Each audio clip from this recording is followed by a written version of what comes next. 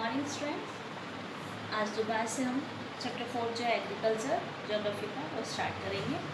कल हमने sugar cane और दूसरी फसलों के बारे में पढ़ा।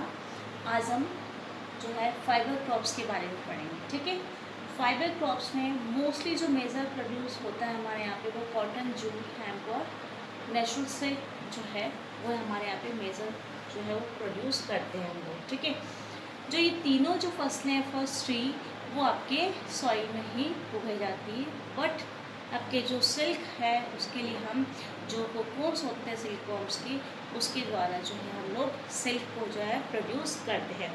Rearing of silkworms for the production of silk is known as sericulture. Exam में आता है आपके डिफाइन सेरिकल्चर के लिए कि आप किससे बनाते हैं, कोकोन्स ऑफ सिल्कवॉर्म से बनता है आपके सिल्क। तो ये जो प्रोसेस है वो क्या कहलाता है, सेरिकल्चर। ठीक है, एग्जाम्स में वेरी शॉर्ट में या वन वर्ड में भी आपसे पूछा जा सकता है। नेक्स्ट हम पढ़ेंगे इसमें कॉटन और जूट के बारे में। ठीक है, तो कॉटन है, कल भी मैंने आपको क्राइटेरिया बताया था, उस बेसिस पे ही हम इसको आगे पढ़ेंगे कॉटन और जूट के बारे में। कॉटन जो है आपके मेन रॉ मटेरियल है, आपके जो मुख्य जो आपका रॉ मटेरियल या कच्चा माल जो है आपके कॉटन टेक्सटाइल इंडस्ट्रीज के लिए आपको प्रोवाइड कराता है। ठीक है, नेक्स्ट है आपकी इंडिया की थर्ड लार्जेस्ट प्रोड्यूसर है। इंडिया की पोजीशन जो है वो थर्ड है, यानी थर्ड नंबर पे आपका जो इंडिया आता है जिसमें वो लार्जेस्ट प्रोड्यूसर्स में देखें तो। ठीक है, grows in well in dryer parts of black cotton soil में जो है ये आपकी कॉटन उगाई जाती है। ब्लैक सॉइल ज़रूरी है।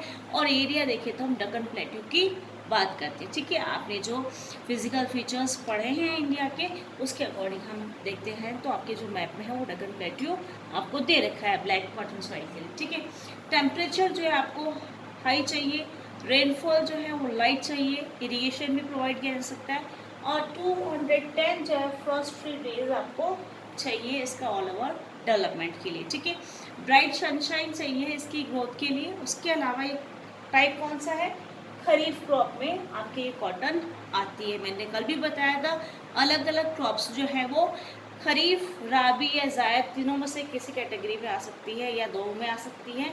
तो ये जो कॉटन है वो आपके खरीफ क्रॉप में आती है। 6 to 8 मंथ्स जो है आपको मैच्योर होने में इस फसल को लगता है। ठीक है, और एरिया की बात करें तो महाराष्ट्र, गुजरात, एमपी, मध्य प्रदेश, कर्नाटका, पंजाब, हरियाणा। कल मोस्टली हम बात कर रहे थे कि पंजाब हरियाणा जो है मोस्टली जो है आपके क्रॉप्स में आता है। ठीक है, तो ये एरियाज़ की बात होगी। तो कॉटन जो है आपके हाई रेनफॉल चाहिए, लाइट इरिगेशन चाहिए, लाइट जो है आपको रेनफॉल चाहिए, हाई टेम्परेचर चाहिए, इरिगेशन आप प्रोवाइड करा सकते हैं। 6 to 8 मंथ्स चाहिए इसको मैच्योर होने के लिए। और आपके पंजाब, हरियाणा, महाराष्ट्र, गुजरात और एमपी, कर्नाटका जो आपके ये स्टेट्स है जहाँ पे आप कॉटन वगैरह उगाते हैं, प्रोड्यूस करते हैं। क्लियर। नेक्स्ट हम जूट की तरफ चलते हैं। Jute is known as the golden fibre. ठीक है, ये क्वेश्चन आपको जब आपके क्विज कॉम्पिटिशन्स होते हैं उसमें 6 to 7 क्लास के जो है उसमें आपकी बुक्स में आप पढ़ चुके हो कि जूट आपके एज अ गोल्डन फाइबर आपको पता है। ठीक है, ये भी आपके वेल ड्रेन जो आपके फर्टाइल सॉइल्स है वहाँ पे उगाया जाता है। फ्लड प्लेन्स एरिया जो होते हैं वहाँ पे होता है। और वे soils are renewed every year, जहाँ पे हर साल जो है सॉइल अपना जो है फर्टिलिटी अच्छा करती रहती है, रिन्यू जाती है, चेंजेस कर लेते हैं। ठीक है, ऑल ओवर जो है हर साल की अगर हम बात करें। नेक्स्ट है आपके इसके ग्रोथ के लिए हाई टेम्परेचर चाहिए, जैसे कॉटन के लिए चाहिए हाई टेम्परेचर तो यहाँ भी जूट के लिए भी हाई टेम्परेचर चाहिए। एरिया देखिए तो बिहार, असम, वेस्ट बंगाल और उड़ीसा जो है वो मेजर प्रोड्यूसर स्टेट्स हैं। इसके जो यूजेस हैं इसके आपने देखा होगा, मैट्स, रोप्स, कारपेट्स वगैरह बनाने के लिए इसका यूटिलाइज करते हैं। लेकिन जूट बैग्स वगैरह जो हैं वो आपके कॉस्ट ज़्यादा होती है। हाई कॉस्ट की वजह से क्या होता है आपके सिंथेटिक फाइबर से नायलॉन जो है वो यूज़ में आता है। ठीक है, ये हो गया आपके जूट। क्लियर। अब है कि ये जो हमने पढ़ा था इस चैप्टर में हमने स्टार्टिंग में पढ़ा था एग्रीकल्चर जो प्रोसेस है वो किस किस तरीके से लोग खेतीबाड़ी करते हैं, एग्रीकल्चर किस किस तरीके से करते हैं, तो वो पैटर्न्स हमने पढ़ा। उसके बाद हमने क्रॉप पैटर्न पढ़ा और अलग अलग क्रॉप्स के बारे में हमने पढ़ा कि कब उगाई जाती है, कब कटाई होती है उसकी, और क्या क्या टेम्परेचर चाहिए, रेनफॉल कितनी चाहिए, कहाँ कहाँ पे कौन सी फसलें उगाई जाती है टाइम पीरियड के अकॉर्डिंग। हमारा जैसे मानसून है उसके अकॉर्डिंग, सीजन्स के अकॉर्डिंग जो है हम लोग ऐसे फसलें उगाते हैं। लेकिन एग्रीकल्चर लैंड पे जो है आप जो है टेक्नोलॉजी और इंस्टीट्यूशनल रिफॉर्म्स होने चाहिए, ठीक है। Without computable techno institutional changes have hindered the pace of agricultural development. अगर आपके ये टेक्नोलॉजिकल और इंस्टीट्यूशनल रिफॉर्म्स नहीं होगा तो उससे वजह से जो है आपके एग्रीकल्चर डेवलपमेंट जो है उसको आगे बढ़ने का मौका नहीं मिलेगा और वो पीछे ही रह जाएगा, ठीक है। तो ज़रूरत है हमको टेक्नोलॉजी के रिफॉर्म्स करने के लिए, इंस्टीट्यूशनल रिफॉर्म करने के लिए, ठीक है। In spite of development of sources of irrigation most of the farmers still depend upon monsoon and natural fertility. अभी भी आज भी हम देखें तो बहुत सारे जो किसान हैं हमारे वो किस पर डिपेंड है आज भी, मानसून पे, ठीक है। वो बारिश जब आएगी, मानसून जब आएगा उस पर ही वो लोग डिपेंड रहते हैं, ठीक है। नेचुरल फर्टिलिटी को वो प्रेफरेंस देते हैं बजाय और कोई चेंजेस या कुछ रिफॉर्म्स उसमें लाने के लिए। इट इज़ अ चैलेंज, ये एक तरीके से उनके लिए चैलेंज है, ठीक है। क्योंकि अगर बहुत सी बार ऐसा होता है आपके मानसून नहीं आया टाइम पे तो फिर आपकी फसल कैसे आगे ग्रो कर पाएगी, ठीक है। तो ये सब चीज़ें उनके लिए एक चैलेंज के रूप में है। Agriculture which provides livelihood for more than 60% of its population. हमारी जो पॉपुलेशन है उसका लगभग उससे भी ज़्यादा, जो 60% से भी ज़्यादा लोग जो है एग्रीकल्चर में ही लगे हैं। तो उसके लिए हमारे पास ज़रूरत है कि हमको सीरियस टेक्निकल और इंस्टीट्यूशनल रिफॉर्म्स जो है हमको करने चाहिए, ठीक है। तो इन रिफॉर्म्स के लिए जो है गवर्नमेंट बहुत सारे प्रोग्राम्स करती हैं, बहुत सारी जो है चीज़ें करवाती हैं। वो कौन कौन सी है, इसके लिए वो स्टार्ट करता है collectivisation, consolidation of holdings, cooperation and abolition of zamindari जो प्रथा थी हमारे यहाँ पे। तो उन्होंने क्या करा, इन सबको इकट्ठा करके जो है लैंड रिफॉर्म्स उन्होंने करे। और लैंड रिफॉर्म जो हमारी जो 5वीं पंचवर्षीय योजना थी, फिफ्थ जो आपका 5 ईयर प्लान था, 5 ईयर प्लान जो था उसमें हमारा लैंड रिफॉर्म जो है उसका मेन जो है फोकस था, ठीक है। मुख्य इसी को ही वो चाहते थे कि लैंड रिफॉर्म हमने करना है, ठीक है। नेक्स्ट है the laws of land reforms were enacted but the laws of implementation was lacking on due form. जो आपकी लॉज बने लैंड रिफॉर्म के भूमि को लेकर के, ठीक है, लेकिन वो बन तो गए लेकिन सही तरीके से इम्प्लीमेंट नहीं हो पाए, लागू सही तरीके से नहीं हो पाए। वो अगर हो जाए तो किसानों को जो एग्रीकल्चरल फील्ड में उनको जो परेशानियाँ होती है वो जल्दी से ख़त्म हो जाएंगी। तो ज़रूरत है हमको उसको सही तरीके से इम्प्लीमेंट करने की, ठीक है, लागू करवाने की। नेक्स्ट है आपकी द ग्रीन रिवोल्यूशन, यानी गवर्नमेंट ने और भी रिफॉर्म्स करे थे। तो ग्रीन रिवोल्यूशन जो है बेस्ड था आपके यूज़ ऑफ पैकेज टेक्नोलॉजी पे। वाइल उसके अलावा आपके जो ऑपरेशन फ्लड जो था, वाइट रिवोल्यूशन जो था वो आपके इम्प्रूव करता है इंडियन एग्रीकल्चर को। तो यानी green revolution, operation flood, white revolution जो है आपके इंडियन एग्रीकल्चर को इम्प्रूव करने के लिए सारे रिवोल्यूशन स्टार्ट किए गए। क्लियर। एग्जाम में आपके क्वेश्चंस आते हैं कि टेक्नोलॉजिकल और इंस्टीट्यूशनल रिफॉर्म्स गवर्नमेंट ने क्या क्या करे, तो ये आपको एग्जाम में मेंशन करने पड़ेंगे, ठीक है। फिर इसके लिए 1980 से 1990 तक जो है आपके लैंड डेवलपमेंट प्रोग्राम्स चलाए गए थे, वो स्टार्टिंग करी गई, ठीक है। नेक्स्ट आपके provisions for crop insurance against drought, flood, cyclone, fire and disease. यानी आपके इंश्योरेंस भी होना चाहिए इन सब चीज़ों के लिए, जैसे आपके सूखा पड़ जाए या फ्लड हो जाए तो भी आपके, या साइक्लोन आ जाए, आग भी लग जाए या कोई डिजीज़ हो जाए, उसकी वजह से भी आपको जो है इंश्योरेंस आपको जो है फार्मर्स को मिलना चाहिए। और उसके अलावा ग्रामीण जो बैंक्स हैं वो भी इस्टेब्लिश की गई, कोऑपरेटिव सोसाइटीज़ जो है वो भी सेटअप की गई। उसके अलावा बैंक्स जो है आपको प्रोवाइड कराती है लोन फैसिलिटीज़ लो इंटरेस्ट रेट पे, ठीक है।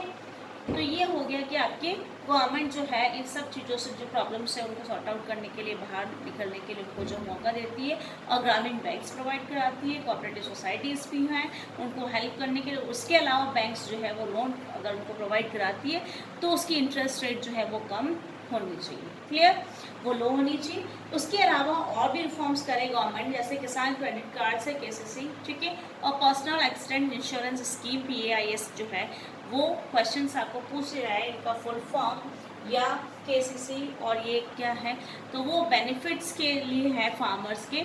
और उसके अलावा और भी रिफॉर्म्स किए गए थे जो आपके गवर्नमेंट करती हैं फार्मर्स के हेल्प के लिए, ठीक है। उसके अलावा वेदर बुलेटिन्स होते हैं, प्रोग्राम्स होते हैं TV और रेडियो पे एग्रीकल्चर से रिलेटेड, किसानों को जो है आपको हेल्प देने के लिए बहुत सारे टीवी और रेडियो से, ताकि वो उनको जानकारी मिल जाए उनकी फसल से रिलेटेड जो भी है। उसके अलावा गवर्नमेंट जो निर्धारित करती है आपकी MSP, जो आप पढ़ चुके हैं 9th क्लास में भी, कि मिनिमम सपोर्ट प्राइस जो है गवर्नमेंट निर्धारित कर देती है, ताकि उनका जो है एक्सप्लॉयटेशन ना हो फार्मर्स का, जो मिडिल मैन या और दूसरे लोग हैं उनके द्वारा कोई उनको एक्सप्लॉयट नहीं कर सके। ठीक है, यानी सही दर उनको मिल जाए फार्मर्स को। तो देखा आपने किस तरीके से गवर्नमेंट जो अलग अलग रिफॉर्म्स प्रोग्राम्स जो चलाए थे। उसके बाद हम पढ़ेंगे contribution of agriculture in national economy. आपका मेन जो आधार है आपका, उसमें नेशनल इकोनॉमी में आपका जो एग्रीकल्चर है वो बहुत बड़ा योगदान देता है। ये एग्रीकल्चर जो आपका बैकबोन है आपका नेशनल इकोनॉमी में, ठीक है, आपको मुख्य आधार देता है।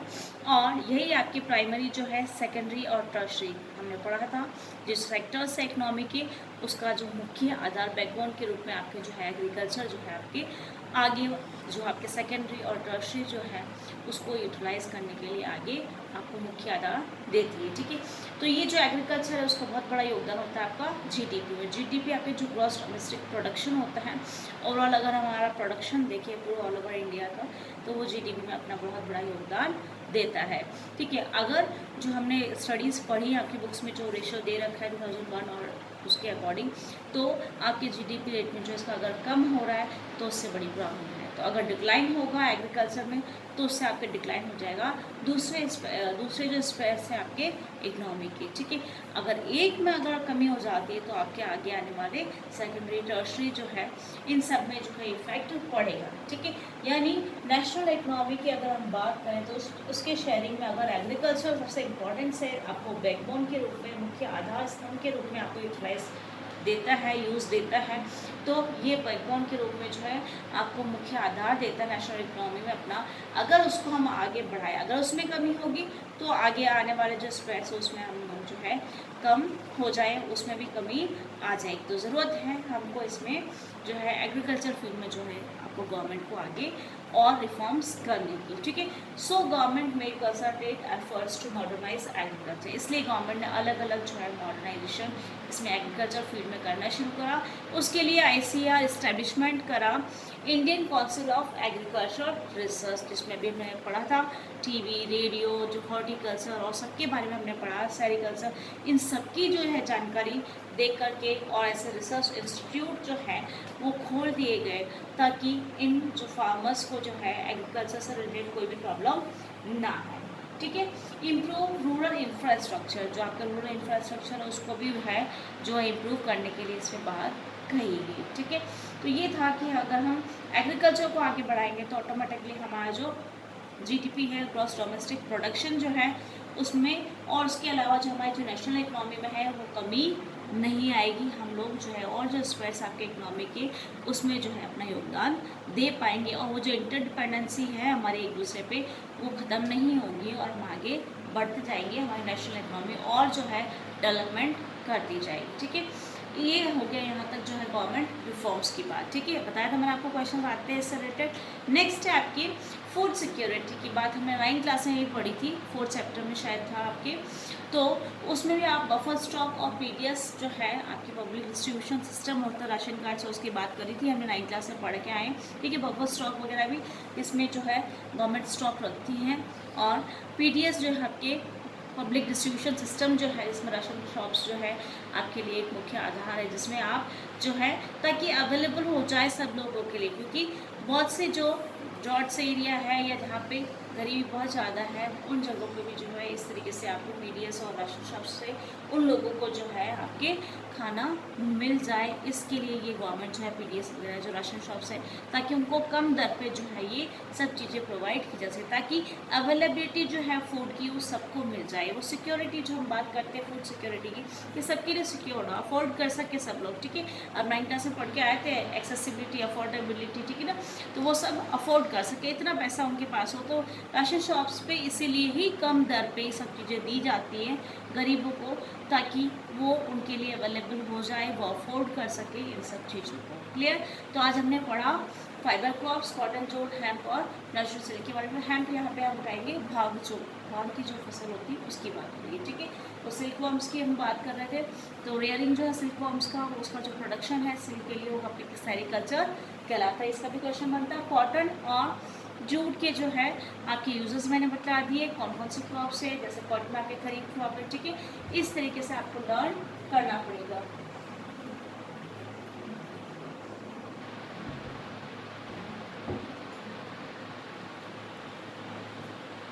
नेक्स्ट हमने पढ़ा था एरियाज़ की बात। तो कॉटन में देखें तो हम लोग मैप में अच्छी तरह से आपको ये लोकेट करने आने चाहिए, महाराष्ट्र, गुजरात, मध्य प्रदेश, कर्नाटक, पंजाब और हरियाणा, ठीक है। तो जैसे जूट की हम बात करें तो उसमें वेस्ट बंगाल, बिहार, असम और उड़ीसा की हम बात करेंगे, और रेनफॉल और ये सब चीज़ें आपको लर्न करनी पड़ेगी। नेक्स्ट है आपके टेक्नोलॉजिकल इंस्टीट्यूशंस रिफॉर्म्स की हमने बात करी थी कि कितने जो है 60% पॉपुलेशन जो है उससे भी ज़्यादा जो है हमारे इसमें एग्रीकल्चर फील्ड में लगी है। और ग्रीन रेवोल्यूशन, वाइट रेवोल्यूशन, सब चीज़ें गवर्नमेंट के जो रिफॉर्म्स हुए हैं 1980 से 90s तक, जो डेवलपमेंट प्रोग्राम्स जो गवर्नमेंट ने चलाए हैं, लैंड डेवलपमेंट प्रोग्राम्स, वो इनिशिएट हुए हैं ताकि आपके एग्रीकल्चर में जो है ज़्यादा डेवलपमेंट हो जाए।